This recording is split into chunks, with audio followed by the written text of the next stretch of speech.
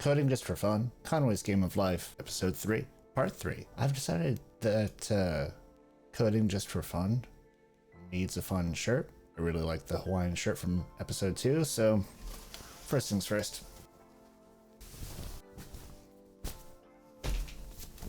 That's more like it. And just like last time, we're going to build off of what we did in Part 2, so CP-R, and let's see, 12.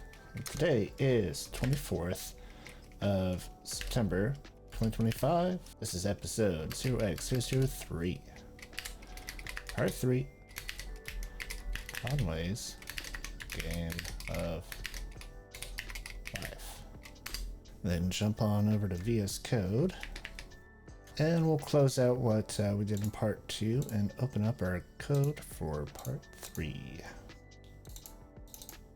And let's see. The first thing that I know is bugging me. We'll go ahead and jump into the directory and run the code here.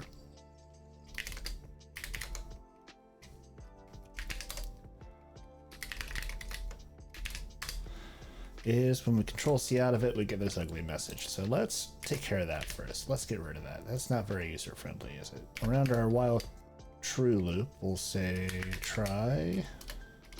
Go ahead and indent this.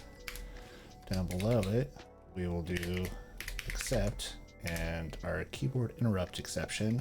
We don't actually need to do anything with it, so we'll say pass. We just want to handle it and bail out. So let's check that out. All right, Control-C. That's a lot cleaner. Now the next thing I want to do is something that I've been talking about since episode 1, and that is to improve the output, because as I pointed out at the end of part 2, if you watched all the way through, please like, comment, subscribe, then, we've lost all of our scroll back because of the clear command. So let's go in and make it so that we don't lose our scroll back. So we'll start with, we'll do echo, like, comment, and subscribe. All right, back into the code. And because the whole point is to get rid of this clear command that we're shelling out to, we'll delete that command. We'll delete the unused import. And I think how I want to handle this is actually through this print itself. Now there are special escape sequences that allow you to move the cursor that draws on the screen. And one of those sequences moves it up a row into the beginning of a row. So let's leverage that to move ourselves all the way up all of the rows. So let's jump back into the code and we'll go into the world and we're going to go into our string method. And where we've got this return string world, we're going to say format string. Go ahead and put in our curly brace right away. Close that out, close the quote. Move left one, and this is where we're going to insert our escape sequence. And of course, to escape anything, very similar to the \n, we do a backslash, and the escape sequence that we want in this case, 033, open square bracket. And of course, the IDE thinks it's being helpful here, but get rid of the closed square bracket. And now we want to put in the number of rows that we want to move the cursor up. So we're going to use our curly braces. We're going to say self.rows, but we have a spare new line from the loop above, and then we're going to have another spare new line from the print command itself. So we want self.rows plus 2, I am reasonably certain. And then the sequence ends with the capital letter A. Now you can find cheat sheets online to know what these escape sequences are.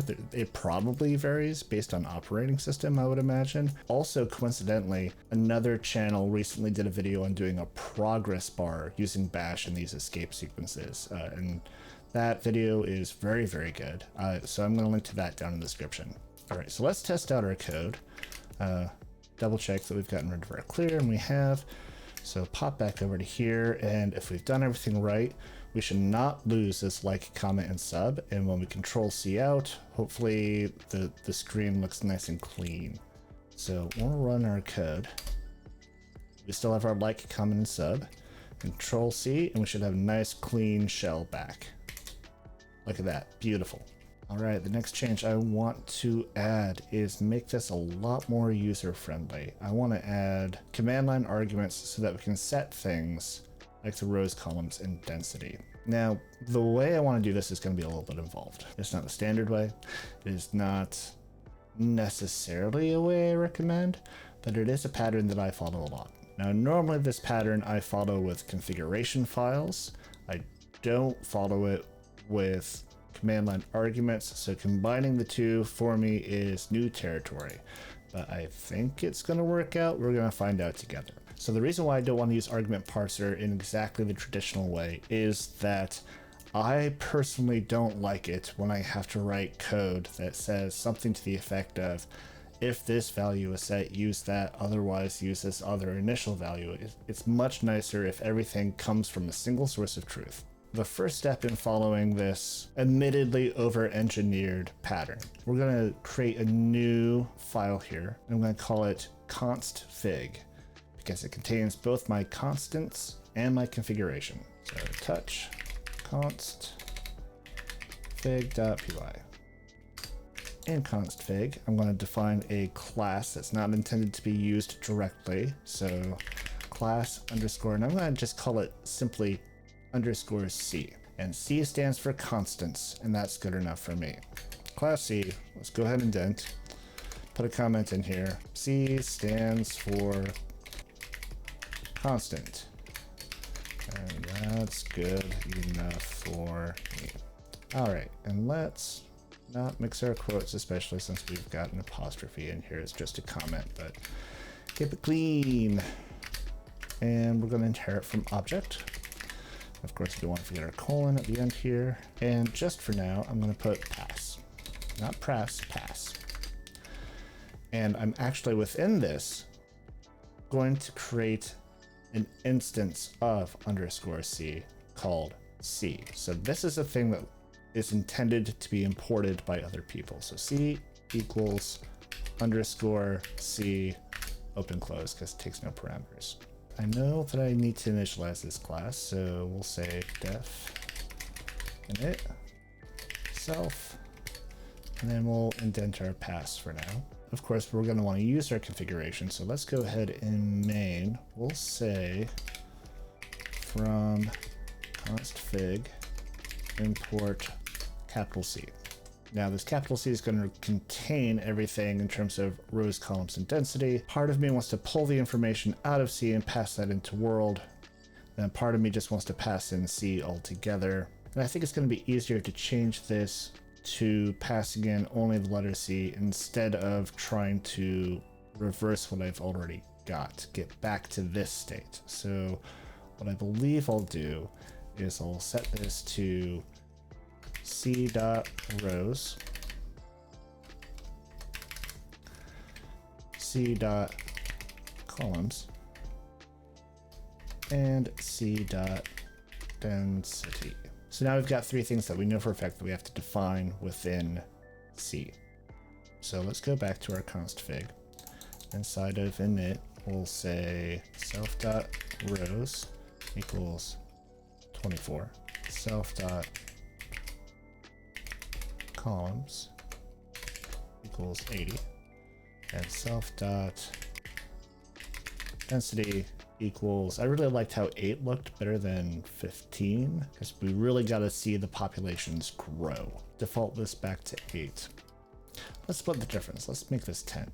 I think all the changes that we've made so far should still work, so let's go ahead and test out our code.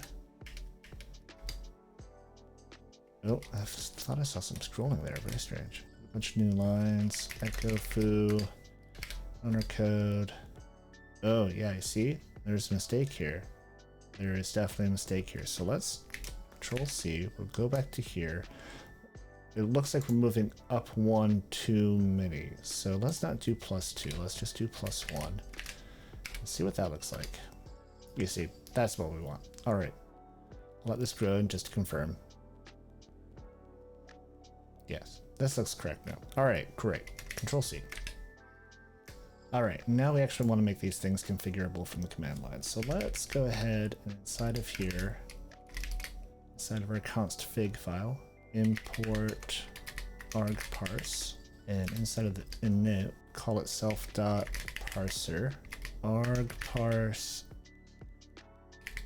dot argument parser. Then argument parser, I recall, takes a description, so we'll say description equals, let's just call it Conway's Game of Life.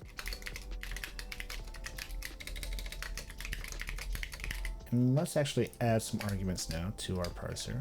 So we'll have self.parser.add argument, and our first argument is going to be rows, and we'll just make that dash R for short. Dash dash rows. Do I say dash dash rows? Yes, I say dash dash rows. Our type will be an int.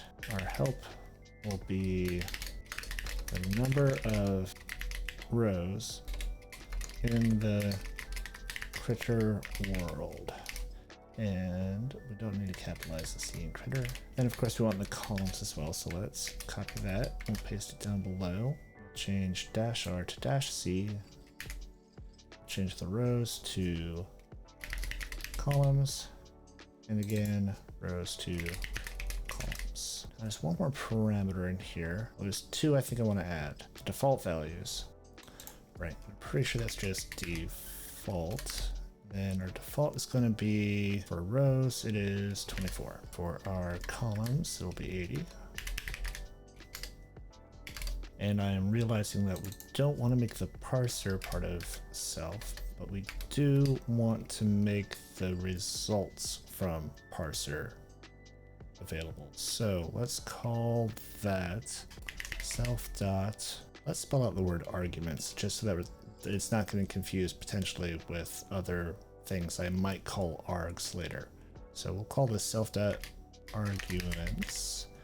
I'm actually going to prefix this with an underscore as well. And we're going to set that to parser dot parse underscore args, I believe.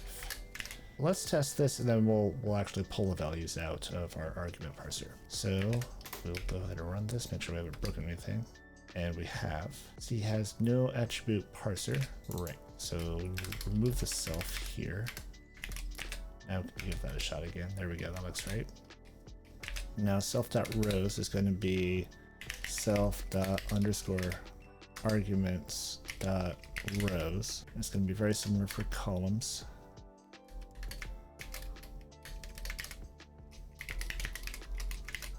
Let's test that. Nothing's broken. And let's actually do dash dash help. And let's change our rows, dash dash rows. We'll set it to 7. Yes, nice and small. Very good. Let's do similar for columns. Nice and small. And now let's create our argument for density. So we're going to do dash D,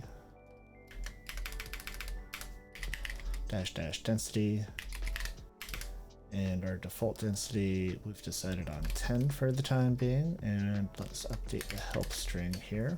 And this description is going to be a little bit of a misnomer, but it'll be close enough to the truth. The likelihood of any given point being populated with a living critter. And of course, likelihood is an I-hood, not a Y-hood. Just for kicks, let's go back. We'll change this to density now. And let's set that to 100. Oh, that did not look right. That's because we never actually use it down here. Go ahead and copy this out. Paste it where the 10 is. Set it to density. All right, try that again. Oh, everything died out straight away. just for fun, let's do 50. Okay, that gets to live. Let's see what happens when we do 75. Oop, everything died out and things grow. Let's run black on everything really quick. Get our formatting all nice and pretty. All right. Now, one thing I'm not entirely certain about is how badly this will yell at us if this is not an integer. I think the whole thing's gonna blow up, but let's go ahead and say 75A. Okay, that's a pleasant enough error message. Out of curiosity, what happens if we say 0x75A? Not a valid value. Okay, but the situation we haven't handled is, I don't know, density of 5,000, like 5,000%. In this scenario, makes no sense. It still works, but it's not the intended use case. And scenarios like this is part of the reason why I like to use the pattern that I've begun developing out here, because now I can introduce some additional type validation here without it cluttering up the rest of my code. It can just live in this file that I just always reference. So let's define a new method in here. Our new method will be def validate.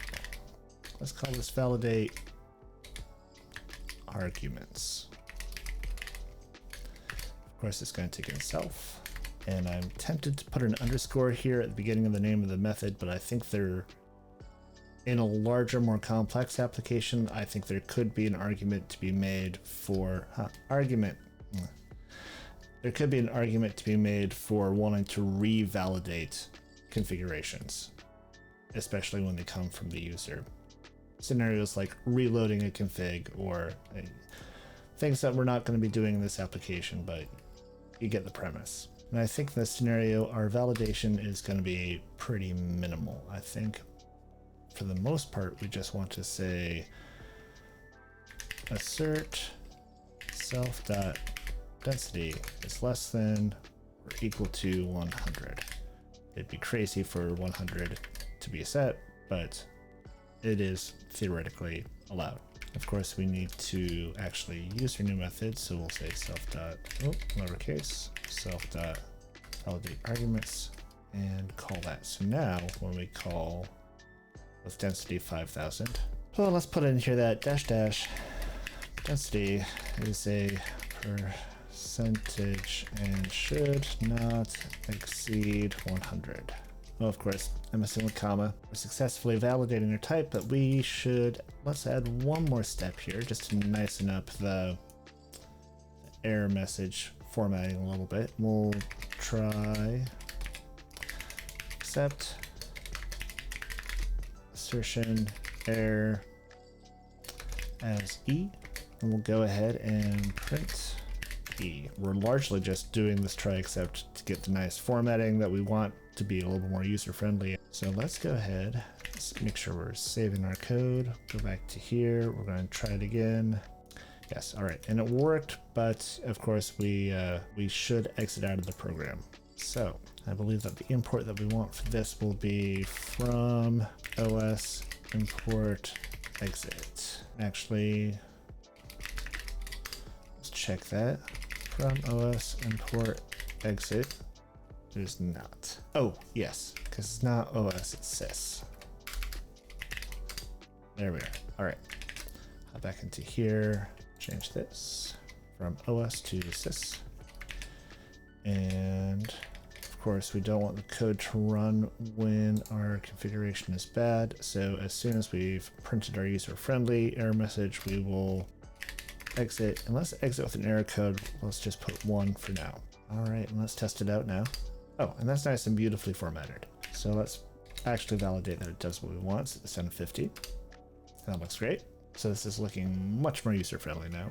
Now the next thing that I want to do, I really want to make it so my critters evolve. And in order for our critters to have the opportunity to evolve, the rules that define our world need to be defined as part of the critter themselves. So that means we need to take these values out of world and put them into a new type, and let's call that type critter. Now, critter is going to have to evaluate as a Boolean. It'd be nice if critter also had its own string method, which would move this bit of logic out, this O or period. So let's start by getting our critter class defined and getting at least those two things squared away. And then we'll worry about moving the world rule values into critter and then updating this method to use those values that are now part of critter. So we're going to hop back to the shell really quick. We're going to touch critter.py. Then in critter.py, we're going to define yet another class. So class, capital C, good Python PEP 8 standards, critter. And I think I'm going to inherit from object for now. Straight away, we know that our critter is going to need some initial values. So let's, of course, def init. It's going to take in self. I think that the world is going to have to be able to specify the values going into critter. And if a new critter is going to inherit its neighbor's values in one degree or another, then the world is going to need to be able to set those. So let's go back over to world and let's take a closer look at these names or these rules here. I'm glad I copied these in as comments now. So we've got underpopulation, which means this is going to be a maximum underpopulation. Out of the gate, confusing. Cool. Go ahead and copy that. Call this max underpopulation.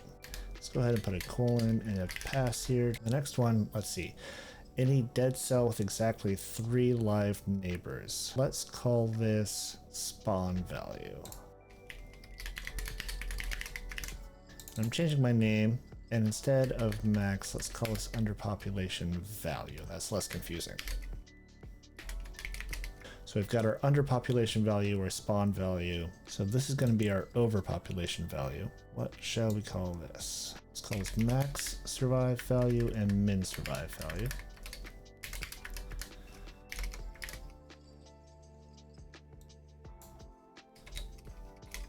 Then, of course, overpopulation value.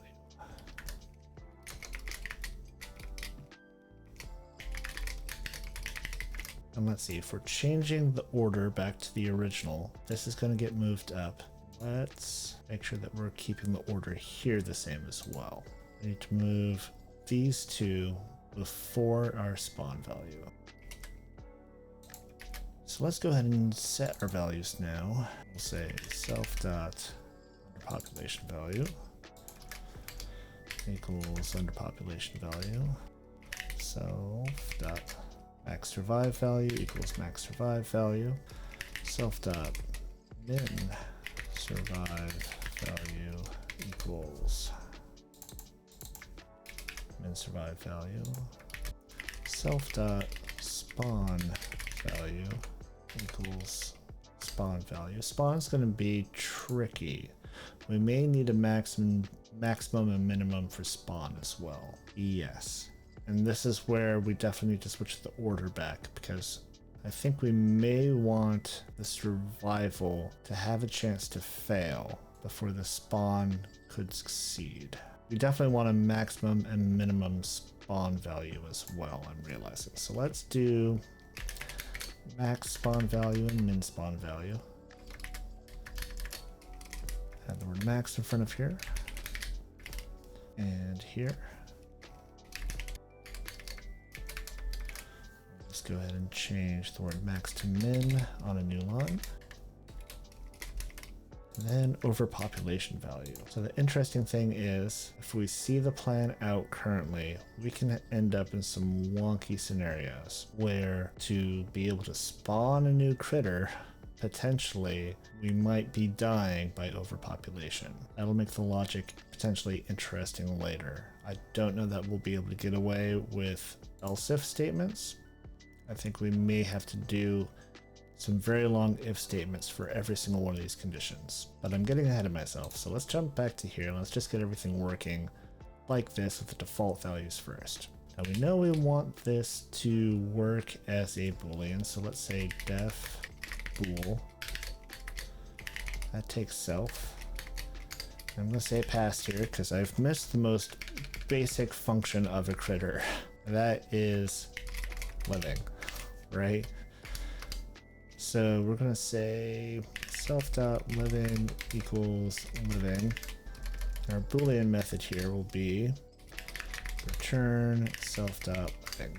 And I'm missetting the overpopulation value, so let's get that squared away. And black is going to have some very strong opinions about what's going on here, so let's go ahead and run that. Let's bring our critter into play into the world. So back inside of world, we can now from critter import critter. I'm gonna move this down a line just because I'm weird like that. Let's make our string method for critter because that's gonna be easy. So def str self, and we can return O if self.living else period. All right, so back in world. So just for the sake of my own sanity and readability, let's get this rand int statement out of the append, and we'll create a new variable living. We'll set it to our rand int, and then now we want to append a new critter, whether or not it's living. Under population value is 2, so our max survive is 3. Our min survive is 2. I think I may want to reverse these parameters around because I always want the smaller number first for my own sanity. I always want the min number first. So let's go ahead and switch those around in our critter code here. So max survive value, that goes under the min. Max spawn value, that goes under the min. This should now be 2, 3. Minimum spawn value. We want it to be exactly 3. I believe that I'll want to do 3, 3 for my initial values. Let's think about this for a moment. Oh, I want this to be 2. Because I want it to be greater than 2 or less than and equal to 3. And then the overpopulation value will be greater than 3. This is fantastically confusing. Right, I'm sure I'll be changing these later. Okay, and now let's actually take advantage of these values. Let's go back down here to our actual logic of the world here. And I recall from part 1 that we switched the place of these two around. We're gonna have to change this logic here. Luckily, I did not change this comment here, which is what we're gonna care about here in a minute. So let's delete that out. Let's paste this in. Okay, this is the underpopulation rule. So neighbor living count less than C, which is our critter, dot. Let's actually jump over to the critter class and just copy it out of here. Underpopulation value. And this needs to be 2. Less than 2. Let's scroll up here. And that is indeed a 2. Fantastic. Neighbor living count. So this is where we're going to have to drastically change the logic. So we've got max and min survive values. And I changed it in the input parameters. Let's change it here as well, just so that everything is in a consistent order. So neighbor living count needs to be greater than or equal to C dot min survive value, or less than and equal to C dot, and we'll change min to max. So what did I set for the maximum survive value? Because if I set this to 3, I do need it to be equal to, and I did. But if I follow through with my plans of making these values adaptable, they're going to have to be decimals. So that or equal to or not having an or equal to is going to make a huge difference. So I'm getting a little bit ahead of myself, but I think this is going to narrow the scope of the impact of my future changes. So I'm going to leave it like this for now. A dead cell with exactly 3 living neighbors becomes a live cell. So we're going to need to do a very similar tactic as we did above. And additionally, we can no longer append just true. We need to update that to append a brand new critter. So let's do what we did last time and copy and paste the name of the values.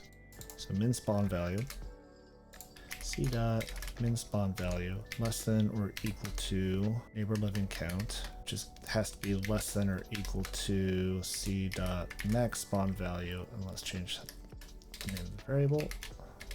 Let's see what values I actually set for the minimax spawn values. So we set 2 and 3. We actually need it to be greater than 2. And I do think we will want to cap the spawn value at 3. Again, I'd love to be able to be consistent with less than or equal to logic. So let's put the equal sign back here. Let's change our minimum spawn value to 3. Should be this guy here. Now we need to append a new critter. For the time being, we'll just copy this line and paste it in down here. And instead of the variable living here, let's set that to true. Now we have to handle the overpopulation scenario. Overpopulation, jump back down here. Instead of just 3, we're going to say c dot overpopulation value. Now, even with decimal points, I don't think it's going to skew the result that much. So I think I'm going to put the equal sign here. And I think it may be time to test how badly I've done. Reformat is there, so might as well. And yes, we have crashed out at attribute error. Bool object has no attribute under population value. So somewhere I'm still setting a boolean where I need to not set a boolean. Yes, here. So it's going to be the exact same line. However, we change the true to a false.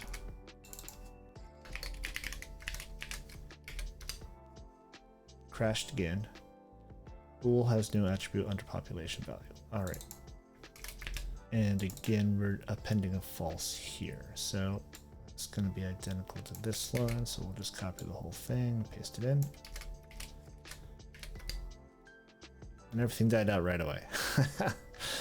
So, oh, well, we do have a population density of 50. So let's set that. Let's just delete that bit entirely. And again, everything died. All right. Okay.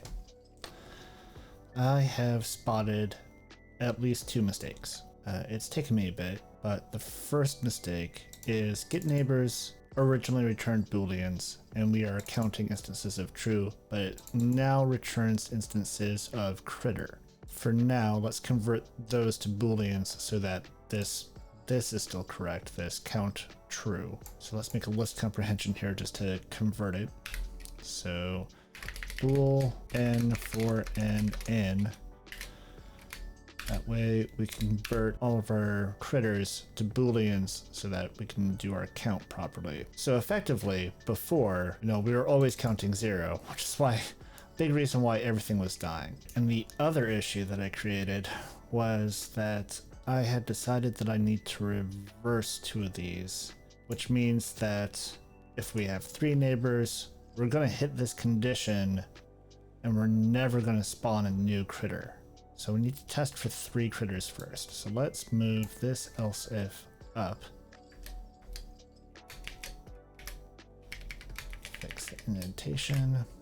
And let's see what that looks like.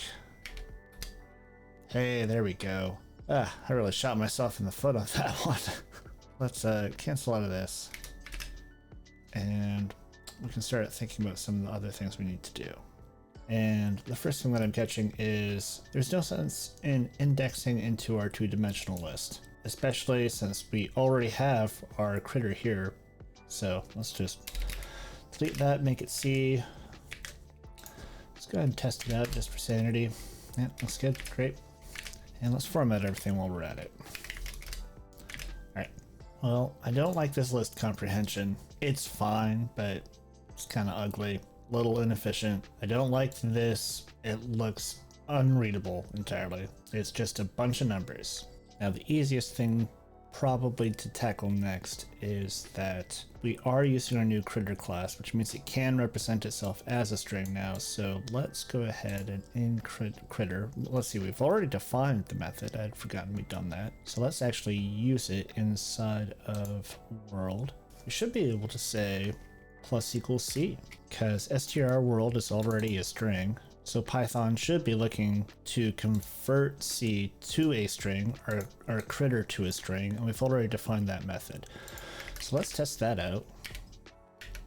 Oh, it doesn't like that. We will cast this to a string before we try to append it. That works. All right, and I don't think I actually like this variable name living. I think I'm going to change this to alive. So living. Go ahead and expand that out. Replace it with alive, and we'll replace all here. Do the same thing in critter. Let's just double check we didn't break anything by doing that. Looks good. All right, so my current plan is inside of our call method here, we are going to use our neighbors list to create an average of the values of the neighbors, and then have a certain amount that will modify the values each time. So we're definitely going to need the neighbor objects, the critters, the individual critters. So I know for a fact that we can't have a list of booleans here because we're going to actually need the instances of the class critter so that we can pull these values out. And in addition to that, we're already looping over everything within get neighbors. So I think the move here is to have a running tally inside of get neighbors, so we're really only doing the loop once, because effectively right now we're looping over stuff here within get neighbors, and then we're doing a second loop over the results from get neighbors. So if we move this logic into get neighbors and have get neighbors return 2 values, then we're reducing the number of loops. So let's copy neighbor alive count. We'll paste this up here and we'll initialize it to 0. And because we already implemented bool inside of our critter class here, then we should just be able to treat our critter as a boolean. So we can inside of here say if c neighbor alive count plus equals 1, and then we'll return the neighbors plus the neighbor alive count. So we're not enumerating the world here. So we'll say self.world sub row index and column index. Now down here, we want to get rid of our list comprehension. We keep the call to get neighbors, but now we've got 2 return values. So let's unpack those. We get rid of our neighbors count. So let's go ahead and test that, make sure we didn't break anything.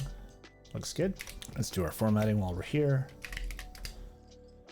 Well, I'd love to clean up this list of numbers because this is not readable. However, I see an easy improvement to make, and also I know I'm going to be manipulating these numbers shortly. So I think what I want to do is create a new variable and set it to none and say max critter none.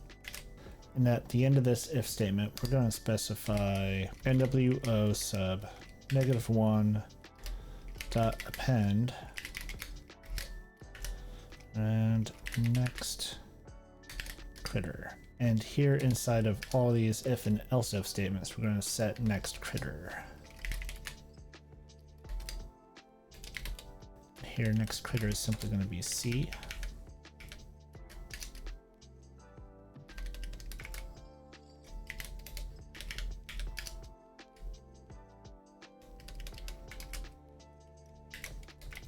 That's slightly cleaner. I think I do want to put a new line here. So I think next I want to figure out a way that I like of getting back the values of a critter so that when we spawn a brand new critter, we have the opportunity to manipulate the values that we're passing in. I've thought of a few ways of doing it, none that I like, but I think the first step might be filtering down to just the living neighbors. And we may as well do that in get neighbors because we don't care about the dead ones. Those are not values that perpetuated the survival of a critter. So those are not values we're going to keep. So let's actually remove neighbor alive count. I think the second value that get neighbors returns is going to be just the length of neighbors. And we're only going to append neighbors if the neighbor is alive. So here we'll say if that critter is alive, we'll append it because we don't care about the dead ones. So let's remove this neighbor alive count variable as well. Let's test that and make sure I haven't done anything silly. All right, that looks good. And next I want to be able to calculate all the averages for all the properties of a critter if the critter is alive. We've only got our living critters now. Okay, I think the move is to define a list of constants that are the names of these variables. And then these variables are also keyword arguments inside of critter, or that instantiate the critter class, so that if I change it in one place, it changes it everywhere. So with that in mind, let's go back to our const fig. And for the sake of readability, I don't want to make the init method huge and long. So I'm going to create a new method, and this is not pep8 standard. I'm actually going to create some variables for my const fig class from a new method. So let's call that new method def set constants, which just takes in self. Just for now, I'm going to say pass. Then after the argument validation, I'm going to call self dot set constants. And this is where I'm going to specify the things that can never be changed. So we'll say self dot keyword critter arguments. I'm going to set this to a list. All right, we'll go back to critter. We're just going to, probably the easiest thing is just copy them all out of here since these are all the same names anyway. So we'll copy these out. And actually, let's go to our terminal really quick. We'll echo triple quote, paste that in. I'm going to pipe while read line do. Then we'll echo double quotes $ parenthesis. We'll say echo $line pipe tr. We're going to translate lowercase a through z, uppercase a through z, space equals space $line. I want to prefix each of our variable names with the word in all caps keyword underscore. But it won't be perfect. Say done. That looks pretty good. We got some commas to clean up. That's what I expected. Let's fix our indentation. Fix our commas.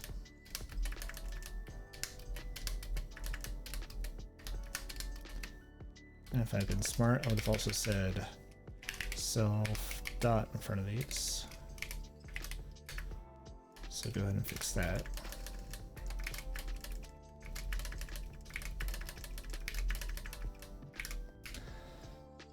Finish cleaning up these commas and wrap these in quotation marks.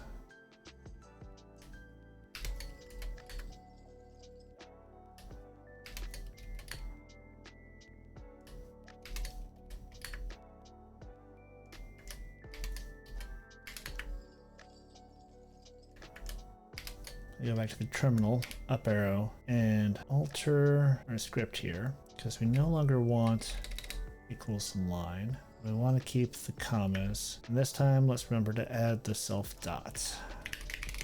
All right, one extra comma, we can deal with that, just not copy it.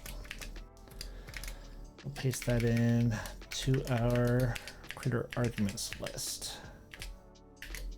All right, so all of these really just exist to populate our list. All right, and back in world, I want to use the new list to know what I need to pass to a new critter, which means that critter needs to be able to accept those values. Easiest way to do that is to specify asterisk asterisk kwargs, or keyword arguments. And for now, we'll comment out the old code, and we're going to loop over keyword arguments for k comma v, key comma value, in kwargs.items. We're going to use set attribute on ourself. The name of the attribute is the key, and the value is v. Now back in world, we need to calculate the averages of all those things.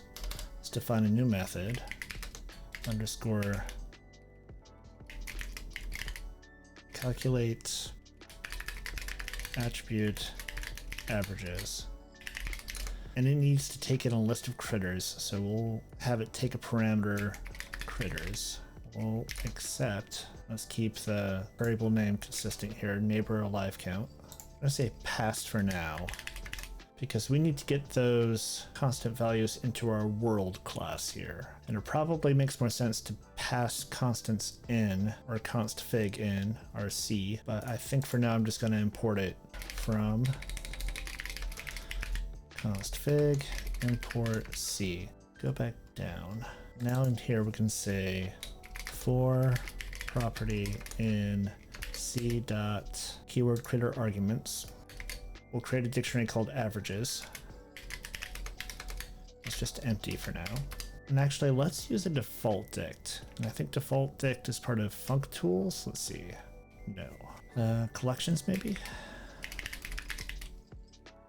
Yes. So paste in our import up here. And back here in calculate attribute averages, we're going to make it a default dict. And default dict will default to having a float if it's not yet been specified. So float. So back inside the loop, we'll now say averages sub property plus equals get attribute critter comma property. And we've missed a loop. So now let's say for critter in critters, fix our indentation, then actually calculate out the average values. And I'm just going to update averages in place. So for k comma v in averages dot items, averages sub k equals v divided by neighbor alive count. Now we can return averages. And now back down here in call, the only time that we ever actually want to update the values of a new critter is the only place where we're actually creating a new living critter. Before we can use and test calculate attribute averages, we need to fix how we're instantiating critters because it now takes keyword arguments. So let's create a default value that we can pass in that have all these values in it. So let's go back to const fig. This is why we specify all these keyword strings so that we can reuse these. Let's define a dictionary. We'll call it self dot default critter values. We'll go ahead and reuse all of these that we specify for the critter arguments variable. We'll jump back to critter here. Oh, sorry, world. It's 2, 2, and the rest are 3s. So 2 2s and then 3s. So back to const fig. So equals 2, and I'm going to specify dot 0 since we're going to want these to be floating point.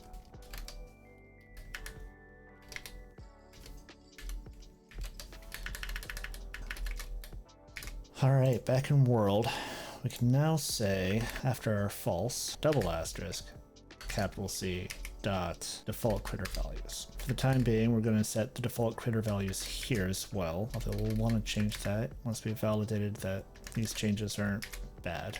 That should be everywhere, so let's go ahead and test that out. Line 61 of const fig. Ah, I know what I did. I put equals where I wanted colons. Silly, silly, silly.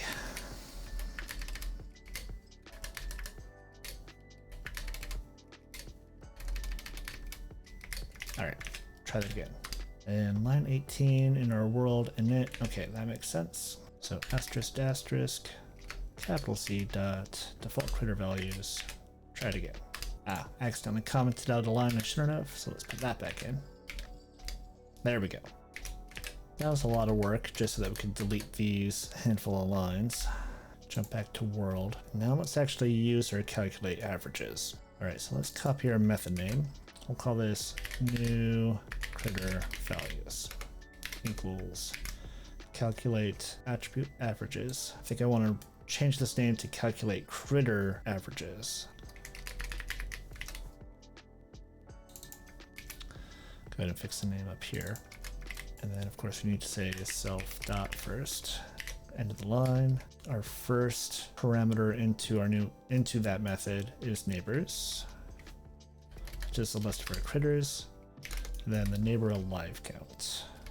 And then we'll replace the default critter values with the new critter values. It should still look exactly the same because we're not manipulating any of the values just yet. All right, let's test that out. All right, that looks good. And now we've hit the point where we can actually start manipulating the numbers. It's been a long road, but we're finally there. So let's go to our critter.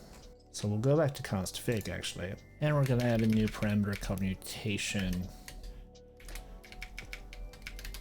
is M, and we'll call this mutation. It's going to be a float now, and the default is going to be 0.001, and the help text is the amount of mutation for a new critter. And of course, we'll want to add validation around mutation value. Oh, well, first we need to set our mutation value, right? So self.mutation equals, we'll just copy and paste mutation. There we go. Now let's go down here and do some validation. I'm just going to copy and paste the density message. Self.mutation is greater than, and how aggressive do we want to allow the user to be with mutation? Certainly don't want to go past 1, so we'll specify just 1. Say -- mutation, we'll say should not exceed 1. Oh, and this assertion is wrong anyway, so because this should be less than 1 and it should be greater than 0. Greater than or equal to. We want to allow them to have no mutation at all. So less than or equal to 0. So let's change our message. Mutation should be a number between 0, 0, and 1. All right, now what am I missing? Let's jump back into world, because I feel like I lost track of where I was at. All right, so we're calculating our averages. We're passing that into our new critter. So when we're spawning a new critter, we should use our mutation chance to modify our keyword arguments. So let's just go ahead and copy this line. So we've got our constants inside of critter.py now. And I think I'm going to use the randint method again. So let's go grab the import there. So back to our critter. I'll put that in there. Now the question is, do I want to do a random action for every attribute, or do I want to do the same action for all attributes? Let's start with doing a different modification for every single attribute. That's going to be times c dot mutation. There it is. Let's create a variable called mutate equals our random chance of plus or positive or negative mutation for the property, and we'll add that to the value.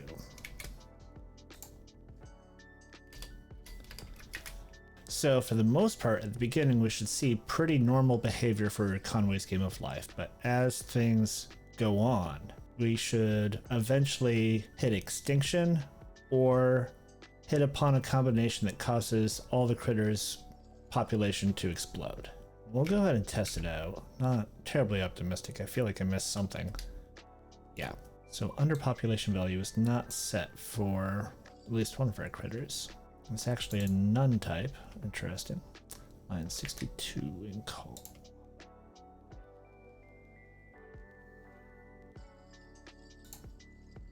So why would C become none? We would hit a condition where next critter would never get set. So just to prove that out, let's put an else in here. And we'll say raise exception. Well, crap. That didn't go as planned. All right. That's almost certainly the cause of the error, as confirmed. And just to help us pin down the issue, let's set our default mutation value to 0.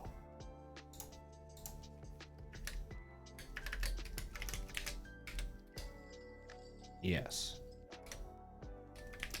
So extremely quickly, we're hitting a situation where none of these conditions will be true.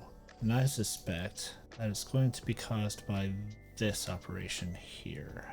So to prove that out, let's comment this out, go back, change this back to our original value, and it should work again. It did not. Mutate is not defined. What did I do? Oh, of course. So how about we comment this in, simply set it to 0, and then comment out the rest of the line. Okay. So it's not underpopulation. We weren't dead looking to make a new one. and come to think of it, there's no guarantee that we're dead in this scenario, in which case we definitely want to preserve the existing properties. I think the best thing to do is to set next critter to C. Just retain whatever is there.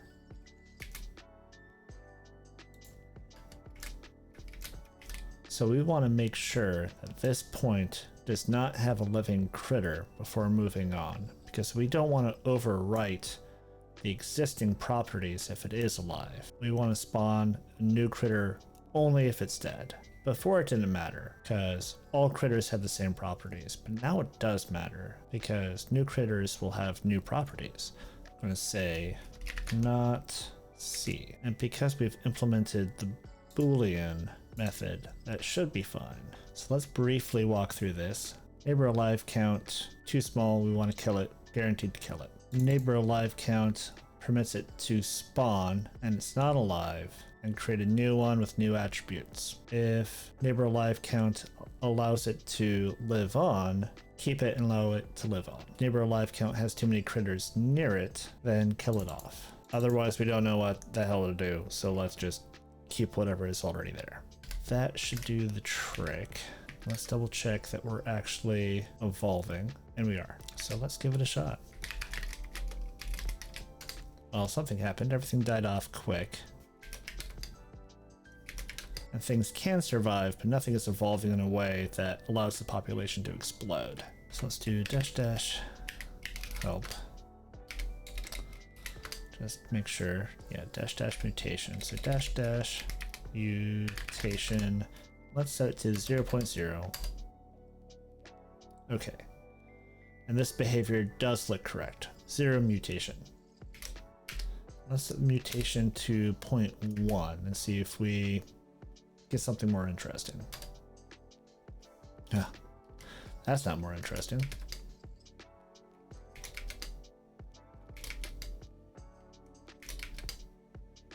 All right. So I think we're going to have to skew the mutations in directions that are deliberately beneficial. Some of the values are going to make sense to increase to be beneficial, and others decrease to be beneficial. So we're going to have to do different operations. So I'm going to make a lookup table over here in const fig. We'll go down to set constants, and we'll start by copying this existing dictionary. Paste it in here. We need to change the name, and we'll call this critter mutators. And just to start with, let's leave some comments in here. So we want to better be able to tolerate fewer neighbors. So we'll write that down.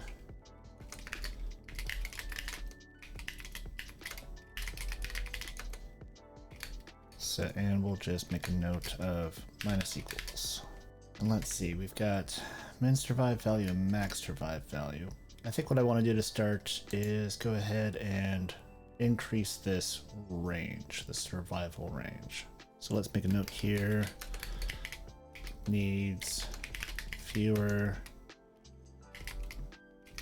neighbors to survive, which is going to be a minus equals operation.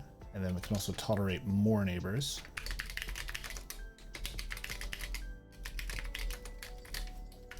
So plus equals.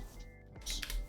We want to make it more likely that it can spawn a new critter with fewer partners. So spawn new critter with fewer partners, a minus equals operation. And to better tolerate overpopulation of the map, so let's grab this comment, paste it down here, and we'll plus equals, and we'll change the word fewer to more. And to further tolerate overpopulation, we'll put a comment here. Better tolerate overpopulation, which is going to be a plus equals operation. All right, and now let's grab our mutation code. We'll just go ahead and cut this out. And I'll paste it underneath the import here just temporarily so I can grab both of them at the same time. Go back to const fig, paste it in, Grab the one line I care about, or down below. Go back to our lookup table here, our critter mutations. And we'll create a lambda. Let's call this lambda increase, which takes in a value. So let's do a calculation that is, for the most part, going to skew in favor of increasing the value, but not totally. So let's do -10 to +100. That number times our mutation value. Now I need to change this to self.mutation. And at the upper end of our range, I've effectively multiplied it by 100. So let's divide all of this by 100. And it will be V plus. And then we can do the same thing, but we'll just do minus now. And of course, call that one decrease. And in our lookup table, we'll put decrease for anywhere we've got minus equals. We'll put increase for remainder. All right, now let's use our mutators. All right, let's go to our critter file now, and it's no longer plus mutate. It's going to be c.critter mutators sub k. And then we need to call that with v, so it's not plus v anymore. Let's test this out and see if it works. Go ahead and get rid of our modification to the mutation value. Well, that is working, but we're not getting a result that I think is really any different from what we would see otherwise. So let's just call that a fluke and try it again. All right, well, at the very least, it's not broken. And interestingly, we're not getting behavior too terribly different from the regular Conway's game of life. So let's start with a higher density. -D 25. Right, let's make this skew completely in favorable directions, because that's still a surprising result. So it's going to be around it between 0 and 100 for both of these.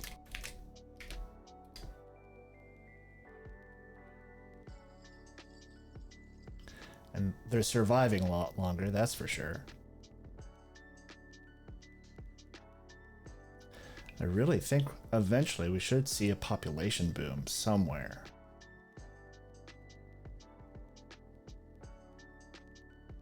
So let's cancel out of this and stash m, and let's set 0.1.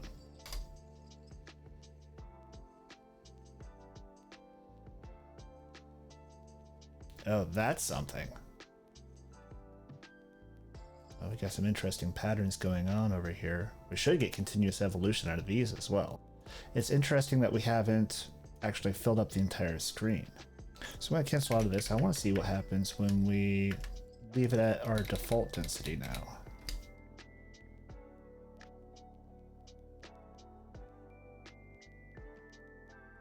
Oh, there's a nice population explosion. Look at that.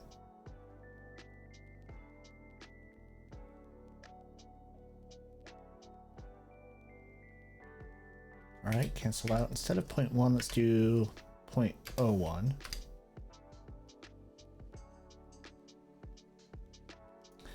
Interestingly, we still have this crawly guy.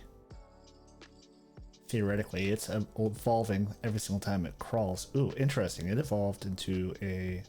I'd have to go back and look at the video. Did it crash into something? Or did it evolve into that? Do one more run, just because I'm getting a little fascinated by the results here. Oh, another crawly guy. Let's watch it more carefully this time. Crossing the corner. Right through the middle. Very nice.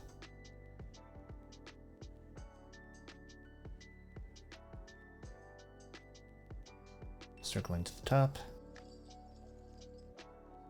And there's the population boom.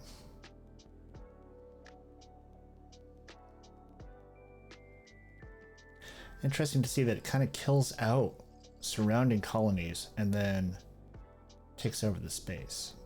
So I want to cancel this out. I feel like we've got some really nice default values here.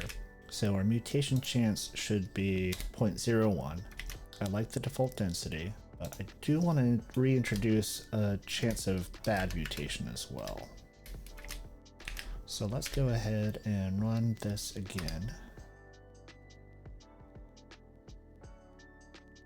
Oh, interesting. Even the smallest amount of bad mutation kills things out pretty quick. We end up with a completely stable environment. Alright, let's pivot this to -5. See how that goes.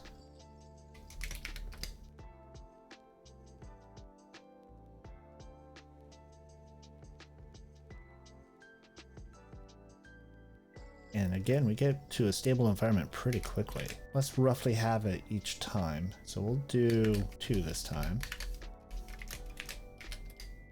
-2, that is. Oh, interesting. So we must have had some bad evolution because we had one of those crawly guys and it died off.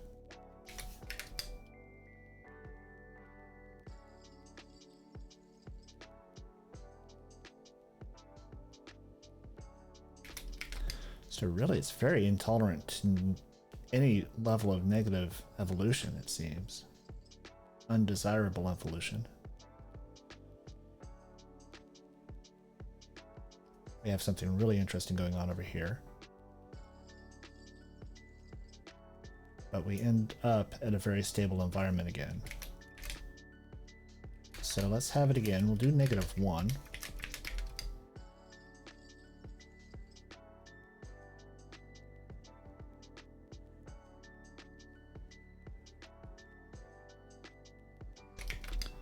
And again, a very similar result as before.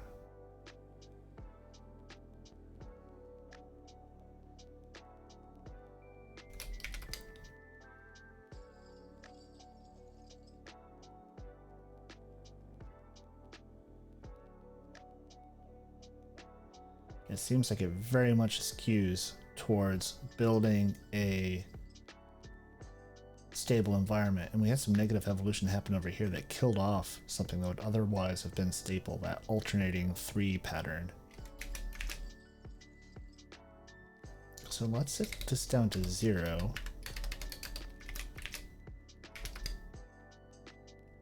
Got this crawly guy here. And there's our population boom. Look at that.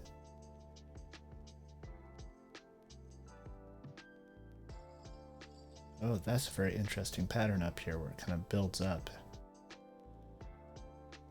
All right, future Alistair here. I got some surprising results.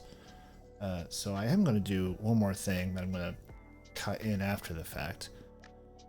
So let's go back to the code. And what I had done was down here, in the increase and decrease lambdas, I put -1 here. The one last thing I'm going to do before I commit this code up, I'm going to make it so that the user can play with these numbers. So let's add one more flag. I'll just copy mutation here, paste it at the end.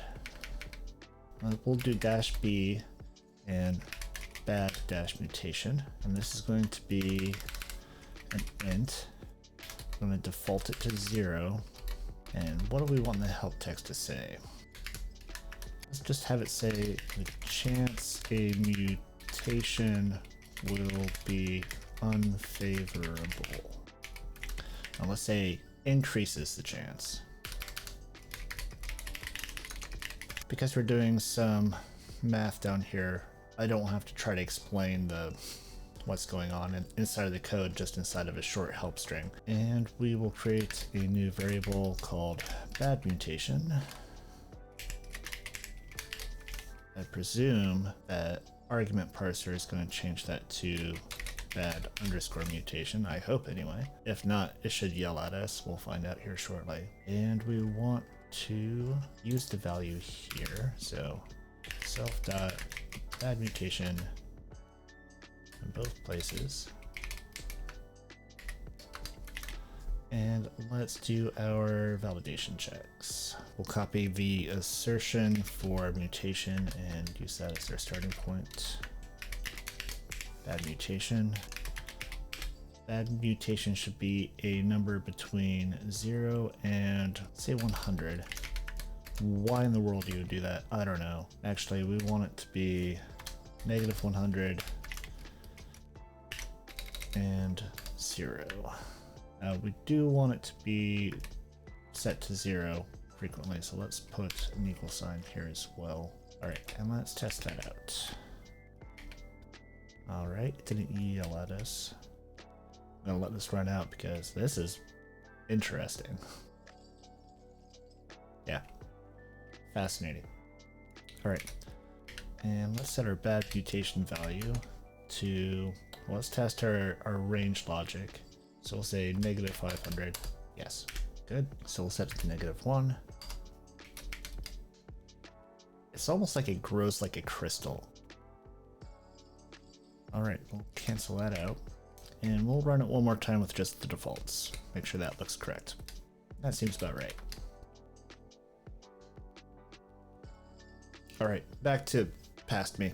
So right now I am of two minds. I think there's plenty of improvements that I can make here. There's lots of parameters that can be tweaked and improved and exposed to the end user to be able to play with this more without having to modify the code.